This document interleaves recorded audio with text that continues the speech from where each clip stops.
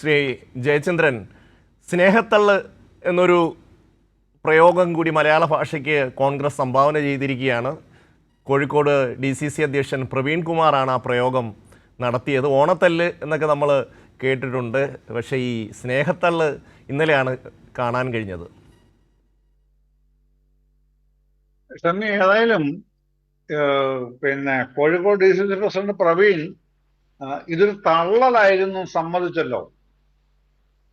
അതൊരു തള്ളലായിരുന്നു. സ്നേഹം കൊണ്ട് തള്ളിയതാണെങ്കിലും തള്ളലായിരുന്നു അത്. അപ്പൊ തള്ളലാണ് ഇത് നടത്തുന്നത് എന്നുള്ളത് മനസ്സിലായി. നമ്മൾ കാണുമ്പോ നമുക്ക് സ്നേഹം കൊണ്ടല്ല, അത് രോഷം കൊണ്ടാണ് ആ തള്ളൽ എന്നുള്ളതാണ് നമ്മൾ കാണുന്നവർക്ക് മനസ്സിലാവുന്നത്. അദ്ദേഹത്തിന് അത് സ്നേഹം കൊണ്ടുള്ള തള്ളലായിട്ടാണ് അദ്ദേഹം മനസ്സിലാക്കിയത്.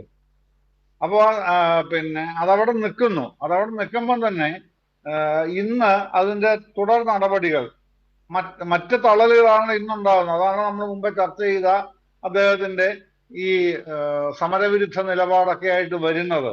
അപ്പോൾ തള്ളലിന് കുറവില്ലാത്ത കൂട്ടരാണ് ഈ സതീശനും പ്രവീൺ ഉൾപ്പെടെയുള്ള അദ്ദേഹത്തിന്റെ അനുചര സംഘവും എന്നുള്ളത് ആവർത്തിച്ച് പറയുകയാണ് ചെയ്യുന്നത്. പിന്നെ മുല്ലപ്പള്ളി അവിടെ എങ്ങനെയാണ് താഴെ വീഴുന്നത് എന്നുള്ളത് അവർ പരിശോധിക്കട്ടെ. ക്യാമറ അത് കാണിച്ചു തരുന്നുണ്ട്. പ്രശ്നം ഇപ്പോ നാളെ ഇനി വേണമെങ്കിൽ പറയാം, പ്രദീപിന് തന്നെ പറയാം, അല്ലെ പ്രവീണിന് തന്നെ വേണമെങ്കിൽ പറയാം, ഈ ഇങ്ങനത്തെ സംഭവമേ ഉണ്ടായിട്ടില്ല. ഇത് ഒരു പറ്റം ക്യാമറമാന്മാരും അല്ലെങ്കിൽ വിദഗ്ധ ടെക്നീഷ്യന്മാരും ചേർന്ന് ഒപ്പിച്ചെടുത്ത, മുമ്പേ പറഞ്ഞില്ലേ പറഞ്ഞല്ലോ, അതുപോലുള്ള അഭ്യാസങ്ങളാണ് നിങ്ങൾ അല്ല, അത് പറഞ്ഞു. അത് അവിടുത്തെ ഏതോ ഒരു നേതാവ് പറഞ്ഞു, AI ഉപയോഗിച്ചാണ് ഈ ചിത്രങ്ങൾ, ഈ വീഡിയോ ചെയ്തിരിക്കുന്നതെന്ന് പറഞ്ഞു. അതെ അതെ, ഇങ്ങനെ സംഭവമേ നടന്നിട്ടില്ല. ഇത് വെറുതെ കൈരളി ഇങ്ങനെ പുറകെ നടക്കുകയാണ് ഇവരെ നാട്ടിക്കാനായിട്ട്. വല്ല കാര്യമുണ്ടോ? അതാണ് പ്രശ്നം. നീ നാളെ പറയും. ഇത് ജനങ്ങളുടെ ഓർമ്മശക്തിയെ എത്രത്തോളം പരിഹസിക്കാൻ കഴിയുന്നു അത്രത്തോളം തിരിച്ചടിയുടെ കാഠിന്യവും അവർക്ക് കൂടുതൽ കിട്ടും എന്നുള്ളത് മാത്രമേ എനിക്ക് പറയാനുള്ളത്. ഇതിൻ്റെ അകത്ത് അത് അവരനുഭവിക്കാൻ പോകുന്നു ഉടനെ തന്നെ.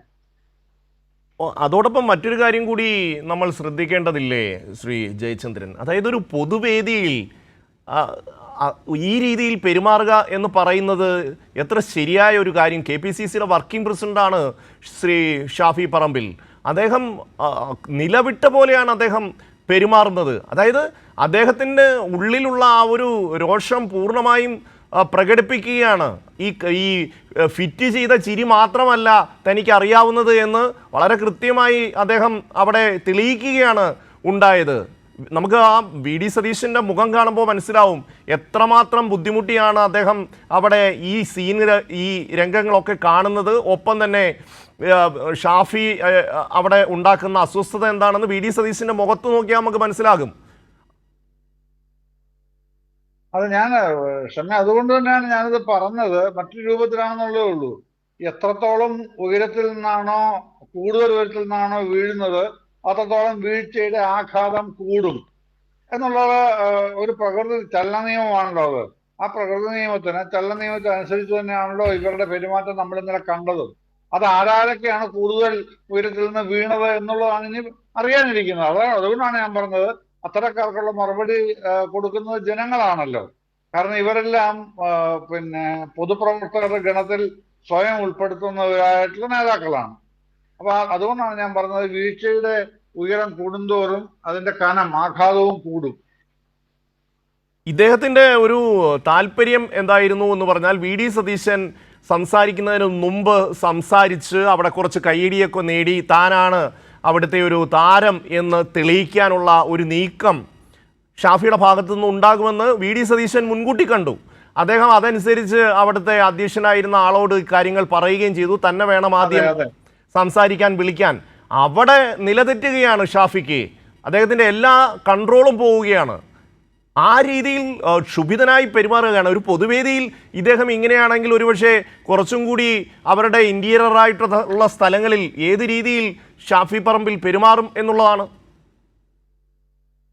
അല്ല, അപ്പൊ പരസ്പരം ടാർഗറ്റഡ് ആയിട്ട് നിൽക്കുന്നവരാണ് ഇവരെല്ലാം എന്നുള്ളതല്ലേ അവരിതിനെ തെളിയിക്കുന്നത്. അന്യോന്യം ഈ പിന്നിൽ നിന്ന് കുത്താൻ, അതാണല്ലോ ഇതിന്റെയൊക്കെ ഉന്നം എന്ന് പറയുന്നത്. അന്യോന്യം പിന്നിൽ നിന്ന് കുത്താൻ സദാ തയ്യാറായിരിക്കുന്ന സംഘമാണ് ഒപ്പം നടക്കുന്നവരും ഒപ്പം പ്രസംഗിക്കുന്നവരും എന്ന് ഇവർ തന്നെ നമുക്ക് മുമ്പിൽ ബോധ്യപ്പെടുത്തി തരികയാണ്. ഇങ്ങനെ ഒരു ഒരു ഒരു സംഘടന ഉണ്ടോ ഷമ്മി?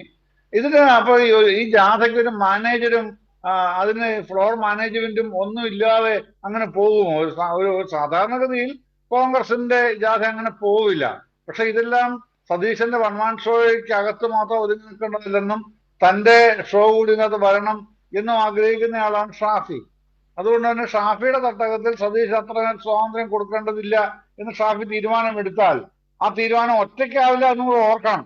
അതിന് മുകളിൽ ഒരു ഉന്നതന്റെ ഒത്താശ കൂടെ ഉണ്ട് എന്നുള്ളത് നമുക്ക് അറിയുകയും ചെയ്യാമല്ലോ. പ്രത്യക്ഷത്തിൽ ആ ഉന്നതൻ നേരെ വരുന്നില്ല എന്നുള്ളതേ ഉള്ളൂ.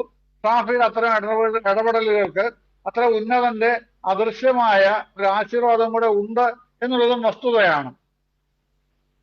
തീർച്ചയായും അത് നമുക്ക് കാണാതിരിക്കാൻ കഴിയില്ല. കാരണം കഴിഞ്ഞ ദിവസം ആലപ്പുഴയിൽ BJP-യിൽ ചേർന്ന ഒരു കോൺഗ്രസ് നേതാവ് ഇത് സംബന്ധിച്ച് പറഞ്ഞല്ലോ, കോൺക്ലേവിൽ VD സതീശിനെ വിളിച്ചതിന് അദ്ദേഹത്തെ ഇനി പറയാൻ ഒന്നുമില്ല KC വേണുഗോപാൽ എന്നാണ് അദ്ദേഹം പറഞ്ഞത്. അത്രമാത്രം അപമാനിക്കപ്പെട്ടു എന്നാണ് പറഞ്ഞത്.